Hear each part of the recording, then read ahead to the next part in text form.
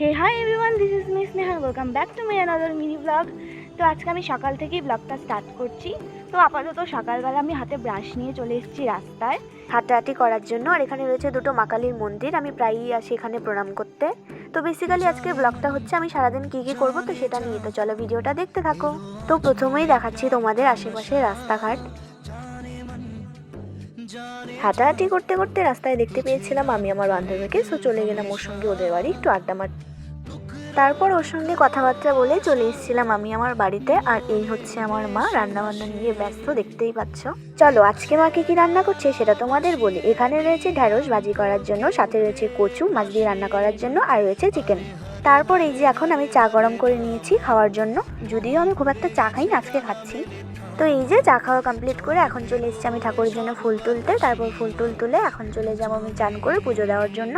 আর এই যে একটা জিনিস দেখাই তোমাদের, আজকে দেখো আমাদের অপরাজিতা ফুল গাছে কত ফুল হয়েছে। যাই হোক, এই যে দেখো আমার পুজো দেওয়াও হয়ে গেছে, আর এখানে রয়েছে আমার সমস্ত ঠাকুর। তারপর পুজো দেওয়ার পর হঠাৎই আমার প্ল্যান হলো যে আজকে আমি গাছ থেকে আম পেড়ে আম মাখা খাবো, তাই আমি আমার বান্ধবীকেও ফোন করে ডেকে নিয়েছিলাম। সো এই হচ্ছে আমরা, আর এই হচ্ছে আমাদের আম মাখানো। তো গাইস, এই পর্যন্তই রইলো আজকের এই ভিডিও। দেখা হবে পরের ভিডিওতে। আজকের জন্য টাটা, থ্যাঙ্কস ফর ওয়াচিং।